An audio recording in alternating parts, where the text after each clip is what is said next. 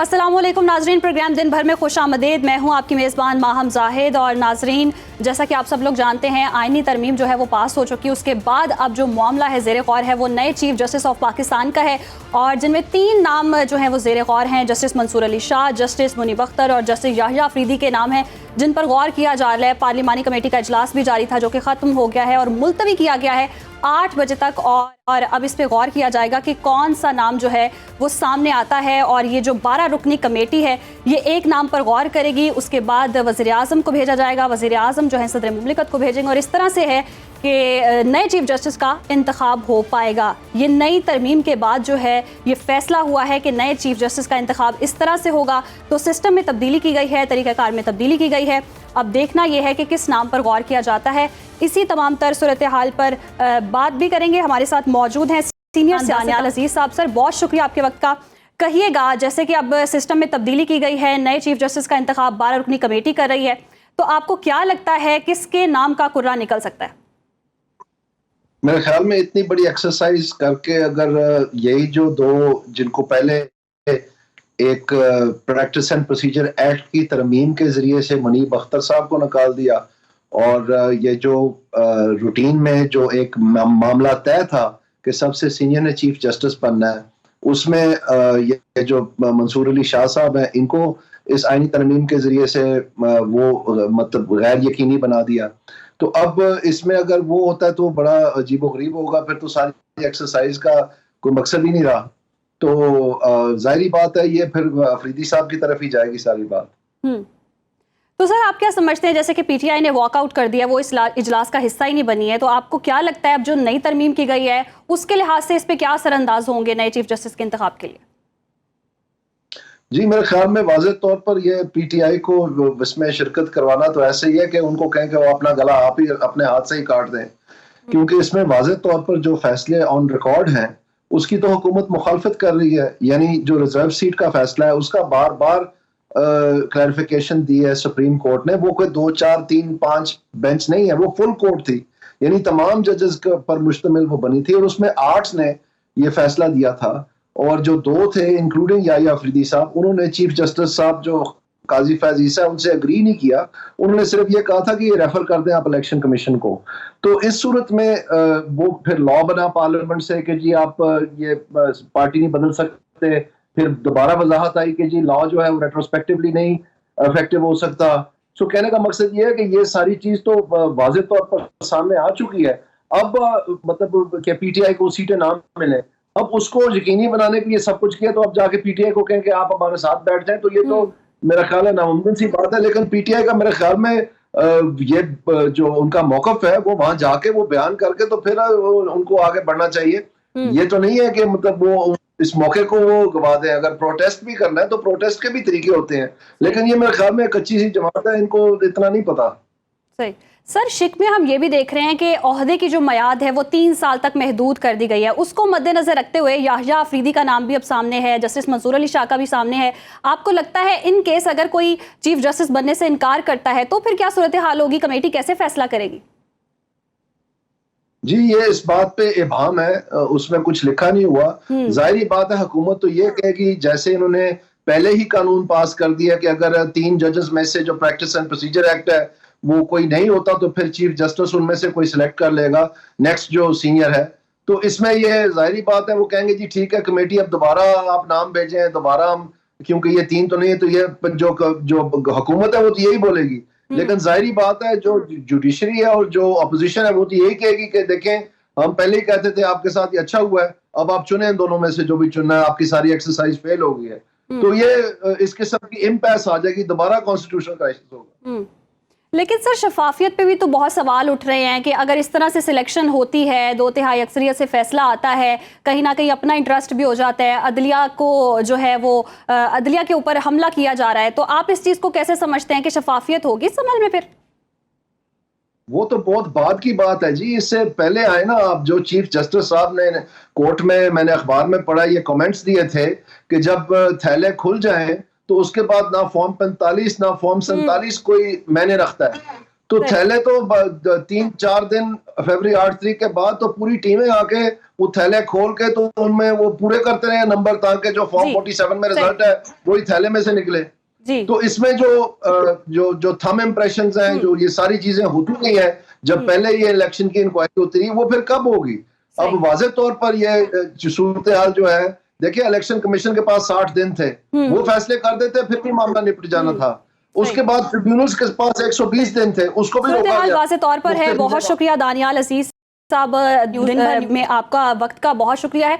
और हम मौजू को प्रोग्राम का हिस्सा बनाते हैं। दुनिया के आलूदा तरीन शहरों में पंजाब का दारुल हुकूमत लाहौर जो है वो फिर से पहले नंबर पर आ गया है। आज सुबह सवेरे लाहौर में फ़ज़ाई मयार इंतहाई मुज़र सेहत हो गया, जिससे बड़ी तादाद में शहरी नज़ला, ज़ुकाम और खांसी जैसे जो अमराज हैं उनमें मुब्तला हो रहे हैं। और लाहौर का जो क्वालिटी इंडेक्स आज सुबह रिकॉर्ड किया गया था वो 427 है, जिसका मतलब है कि शहर की हवा का मयार बदतरीन है। और इसके अलावा भारतीय दारुल हुकूमत दिल्ली दूसरे नंबर पर है, कोलकाता और दुबई आलूदा तरीन शहरों में तीसरे नंबर पर है। और अगर आसान अल्फाज में अपने नाजरीन को बताएं तो आलूदा ज़रात होते हैं हवा में, जो कि बहुत बारीक होते हैं और कुछ मोटे भी होते हैं, जो इंसान की ज़िंदगी पर असरअंदाज हो रहे होते हैं और जो हवा होती है उसको आलूदा कर रहे होते हैं, जिसकी वजह से बीमारियां फैलती हैं। और इसको कंट्रोल करने के लिए भी हुकूमत की जानिब से तो दावे किए गए हैं कि हम इक़दाम कर रहे हैं, जिसकी वजह से सबसे बड़ा जो मेजर मसला है वो स्मोक का है।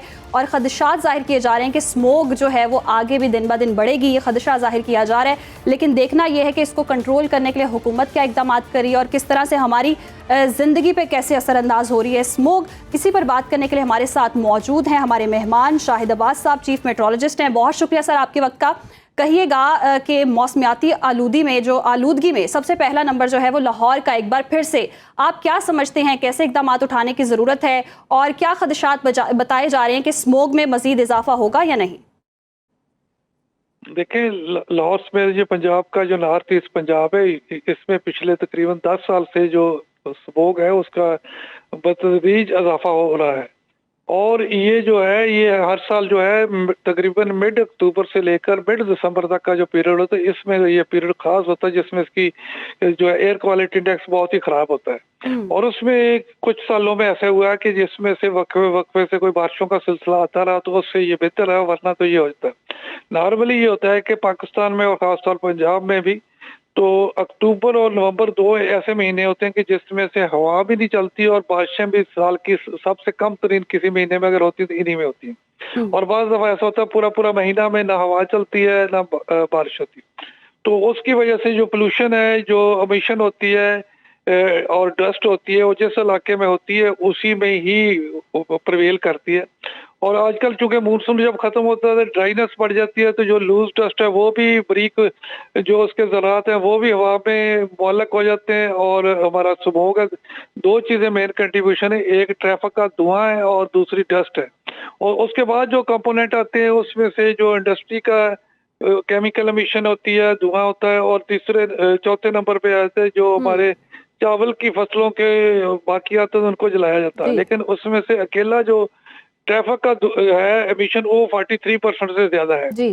तो जब ये बात होती है तो ये एक क्वेश्चन आता है कि ये पूरा साल जो ट्रैफिक तो ऐसे रहती है तो इन दिनों में क्यों होता है? तो उसकी वजह ये है कि बाकी दिनों में कुछ हवा चलती रहती है, पूरे साल में तो वो नहीं होता। तो आजकल हवा जो है वो बिल्कुल नहीं चलती। और दूसरा ये होता है कि एयर प्रेशर जो होता है इन दिनों में जब एक्टिविटी नहीं होती हाई होता, ऊपर से भी हवा को प्रेस करते हैं तो जो लेयर होती है ना, तो जमीन के करीब जो है 1-8 किलोमीटर में इसमें जो सारे पार्टिकल हैं वो कन्फाइन हो जाते हैं, जिसकी उनकी इंटेंसिटी जो है काफी उसकी कंसंट्रेशन बढ़ जाती है। सर अब जो बात है इंटेंसिटी तो बढ़ जाती है, लेकिन इसको कंट्रोल अब कैसे किया जा सकता है? ये मामला तो चले एक तरफ हो गया कि स्मोक के इजाफे का भी खदशा आप बता रहे हैं, इसको कंट्रोल कैसे किया जाए और हुकूमत को क्या सजेस्ट करेंगे कि क्या इकदाम किए जाएं?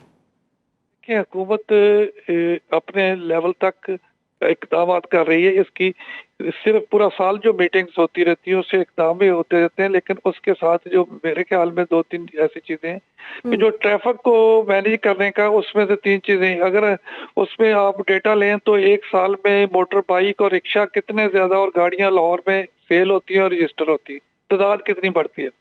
दूसरा नंबर है उसमें पैरामीटर है कि हम देखेंगे लाहौर में फ्यूल की कंजप्शन हर साल कितनी बढ़ती है। और अगर इन दो चीजों से हम देखेंगे तो गवर्नमेंट जितने इकदाम कर रही है, डिपार्टमेंट अपनी हद पे, तो उससे जितने को वो कर रहे हैं उसके तकरीबन पैरेलल जो उससे ज्यादा जो है पोल्यूशन और नई एमिशन शुरू हो जाती है हर साल। तो उसका फिर कोई विजिबल इम्पैक्ट नजर नहीं आता जितने इकदाम करते हैं। नो डाउट उनकी भी हर साल जो है इकदाम पहले से बेहतर होते हैं, लेकिन उसके जो है असरात जो है वो नजर नहीं आते कि उससे जो एनवायरनमेंट कुछ क्लीन हो जाए। और दूसरा, अगर ये 10 दिन से ज्यादा, हफ्ता डेढ़ हफ्ता से ज्यादा अगर बारिशों का वक्फा पड़ जाए या हवा न चले तो वो बहुत ही बुरी सूरत हाल हो जाती है। गवर्नमेंट पंजाब ने, क्योंकि सूबा पंजाब का ये सबसे बड़ा मसला है बाकी सूबों की निस्बत, तो इस उन्होंने बकायदा जो एनवायरनमेंट डिपार्टमेंट था उसके लिए इस दफा इसके लिए आर्टिफिशियल रेन पिछले साल एक्सपेरिमेंटल बेस पे हुई थी, तो इस साल उसके लिए बकायदा फंड भी रख दिए, बकायदा एक कमेटी भी बना दी है, और जिसमें स्पार्को भी है, हम भी है, हमारा डिपार्टमेंट भी है, उसके अलावा आर्मी भी है जो एयरक्राफ्ट को प्रोवाइड करेगी, और सिविल एविएशन भी, बाकी भी डिपार्टमेंट सारे हैं।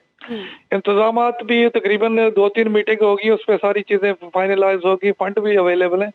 लेकिन इसके बावजूद आर्टिफिशियल रेन कराने के लिए बादलों का, क्लाउड का होना और उसमें नमी का होना बड़ा जरूरी है।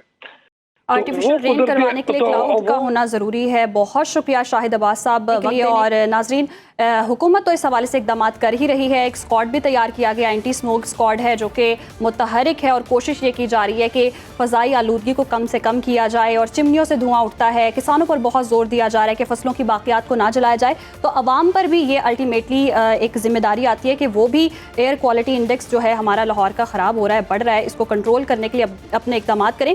एक और अहम इशू जी आगे बढ़ते हैं, फैसलाबाद का है। फैसलाबाद में निकासी आब और पीने के साफ़ पानी की जो सूरत हाल है इंतहाई ख़राब हो चुकी है।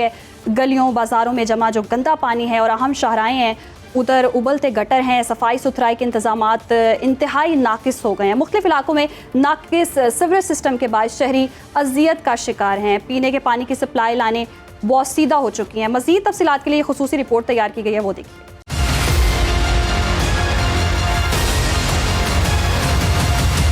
गलियों बाजारों में जमा गंदा पानी और अहम शाहराहों पर उबलते गटर, ये मनाजर हैं सनती शहर के मुख्तलिफ इलाकों के। मोहल्ला उस्मान टाउन, जंग रोड से मुल्हिका इलाके, अल्लामा इकबाल कॉलोनी, शालीमार गौसनगर और निशाताबाद समेत दीगर इलाकों के रिहायशी नाकस सीवरेज सिस्टम के बायस अजियत का शिकार हैं। गुजरिया नहीं जाता इतों की रशीदाबाद की कोई गली ऐसी नहीं जिथे पानी ना हो।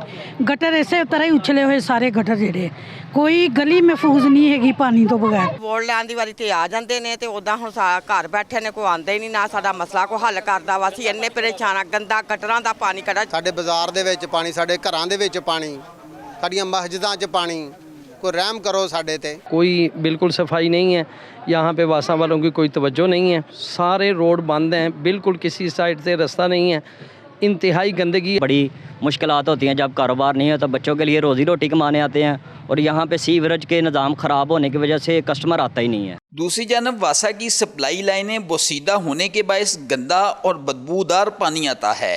शहरी साफ पानी खरीदने या फिल्ट्रेशन प्लांट से लाकर इस्तेमाल करने पर मजबूर हैं। गंदगी से पानी होगा, बो आती है, बीमार हो जाते हैं, पानी फिल्टर में भरते हैं, करीब 12 से लेके पीते हैं। वासा वालों को चाहिए कि इनको लाइनों को ठीक करें। बहुत पुरानी लाइनें जो पड़ी हुई है ना, वो गंदा पानी मिक्स होकर आता है। जो पानी जो है पीने वाला उससे पानी पी सकते हैं, और ना ही हम उससे कोई जो है बर्तन धो सकते हैं। हम जो भी है पानी हम अपने ज़ाती पैसों का पानी जो है वो पीते हैं। वासा हुकाम का कहना है कि मुख्तलिफ मंसूबों पर काम हो रहा है। मंसूबे मुकम्मल होने और लाइनें अपग्रेड होने पर सूरत हाल बेहतर हो जाएगी। लोगों ने अपने सिस्टम, हमारे सिस्टम से खुद विदाउट एनी परमिशन वहाँ पे कनेक्शन किए हुए हैं, और इसके लिए अब हमने कंप्रीहेंसिव सारा सर्वे करके गवर्नमेंट को रिपोर्ट भी भेजी हुई है। जब भी गवर्नमेंट हमें फंडिंग प्रोवाइड करेगी, इन एरिया में हम सीवर डालेंगे और इन एरिया को कवर करेंगे, और वहाँ पे प्रॉब्लम ख़त्म हो जाएगा ये वाला। शहर में जगह जगह लगे कूड़ा करकट के ढेर फैसलाबाद वेस्ट मैनेजमेंट कंपनी की नाअहली पर नुहा किना हैं। FWMC के पास 170 गाड़ियाँ और 4000 से जायद मुलाजमीन हैं, लेकिन सफाई इंतजामात बेहतर ना होने के बायस शहर कचरा कुंडी का मंजर पेश कर रहा है। कूड़ा इस मान वाले दा इत्थे ही आउंदा ते सारी दिहाड़ी ढेर लगा रहिंदा ते गंदगी की वजह तो बहुत सारिया बीमारियां भी फैलदियां। कूड़ा स्टैंड खत्म हो जाएगी, प्रॉब्लम बहुत है इधर जो आते हैं इधर कूड़ा फेंक के चले जाते हैं। सीएम साहिबा ने ऑर्डर तो जारी किया कि साफ़ सुथरा पंजाब, लेकिन साफ़ सुथरा पंजाब कभी नज़र तो आ नहीं रहा। कहीं तो कुछ होना चाहिए ना। अखराजात से कई गुना कम सिर्फ 1 करोड़ 60 लाख रुपए की आमदन हासिल करने वाली Faisalabad waste management company outsource करने का फैसला किया गया है। हुकाम के मुताबिक सर्विस डिलीवरी को बेहतर करने के लिए कंपनी को आउटसोर्स करने का फैसला किया गया है। अभी गवर्नमेंट ने जो नया आउटसोर्स किया है उसके मुताबिक जो है शहरों में और देहातों में रिसोर्सेज जो हैं उन्होंने एक तय कर दिए हैं, जिसके मुताबिक जो हमारे कॉन्ट्रैक्टर्स हैं वो रिसोर्सेज को डिप्लॉय करेंगे और शहरों और देहातों में इक्वल सैनिटेशन की सर्विसेज वो जो हैं फ्राहम की जाएंगी। शहरियों की जानब से मुतालबा किया जा रहा है कि पीने के साफ पानी, निकासी आब के मुनासिब निज़ाम और साफ सुथरे माहौल जैसी बुनियादी ज़रूरियात की फराहमी के लिए ठोस इकदाम उठाए जाएं। कैमरा टीम के हमरा शिराज हसन, सुनो न्यूज़, फैसलाबाद। जी तो नाजरीन, फैसलाबाद के शहर के क्या मसाइल हैं और शहरियों को किन अजियत का सामना है, ये आपने स्पेशल रिपोर्ट में जाना। इसी पर बात करने के लिए हमारे साथ मौजूद है ब्यूरो चीफ फैसलाबाद शहरोज़ इबाद। शहरोज़, बताइएगा ये जो पानी की सप्लाई लाइन्स है कब से बोसीदा हैं, कब से इनकी मुरम्मत नहीं हुई और ये मसला कब से चल रहा है और इस पर कोई कार्रवाई क्यों नहीं की गई है? ये फैसलाबाद का एक बड़ा दरीना मसला है कि फैसलाबाद में जो वासा की जानब से जो सीवरेज लाइनें डाली हुई हैं ये बोसीदा हैं। ये अब से नहीं है, जब से ये महकमा वासा का इदारा बना है उस वक्त से ये लाइनें डाली गई हैं। आज तक इन लाइनों को ना तो इनकी मुरम्मत की गई है और ना ही इनको रिप्लेस किया गया है। महकमा वासा हमेशा यही मौक़िफ़ जो है वो सामने रखता है कि हमने लिख कर भेज दिया है, जैसे ही हमें बजट आएगा तो हम इन लाइनों को तब्दील कर देंगे, जो ऐसा नहीं होता। आपने रिपोर्ट में देखा है कि कोई ऐसा इलाका नहीं है फैसलाबाद का, कोई ऐसी मेन शाहराह नहीं है जहाँ पर ये गंदा पानी जमा ना हो, गटर लाइन जो है वो बंद ना हो। तो अवाम बहुत ज्यादा परेशान है फैसलाबाद में, लेकिन महकमा वासा की जो कारकर्दगी है वो ठीक है। ये तो मसला है, आपने कहा जब से महकमा वासा बना है तब से ये मसला है। इस पे इंतजामिया क्या कहती है, क्यों हरकत में नहीं आ रही? देखिए, इंतजामिया का हमेशा यही कहना होता है कि हमने जो है वो ऊपर रिपोर्ट कर दी है, लिख कर भेजी है कि हमें इतना बजट दिया जाए, क्योंकि तमाम लाइनें तब्दील करनी है और कह रहे हैं कि तमाम लाइनों को तब्दील करना। महकमा वासा कहता है कि हमारे यानी कि असल मसला जो बजट की किल्लत है, बजट अप्रूव नहीं हो रहा। बिल्कुल मैम, यही सूरत हाल है, क्योंकि बजट अप्रूव होगा, वो इनके पास पैसे आएंगे तो फिर इलाका वाइज जो है वो उसको डिवाइड करके उसका काम शुरू होगा। अब ये कि एक मोहल्ले या एक गली का काम नहीं है, मुख्तलिफ जो शाहराएं हैं, मुख्तलिफ मोहल्ले गलियां हैं, वहाँ पर ये सूरत हाल है। तो बजट अप्रूव ना होने की वजह से ये मसला दरपेश है। बहुत शुक्रिया शहरोज़ इबाद, आपने वक्त दिया। इंतजामिया से भी यही रिक्वेस्ट है जी कि बजट अप्रूव करें और ये मसला है महकमा वासा जब से बना हुआ है तब से ही मसला आ रहा है, तो शहरियों को अजियत का सामना है। वोट लेकर आप लोग आ जाते हैं, यही कहा जाता है, तो हल भी मसला ढूंढना चाहिए, मसले का हल का भी। तो अभी यहाँ पे वक्त हुआ ब्रेक का, वापस आएंगे एक ब्रेक के बाद।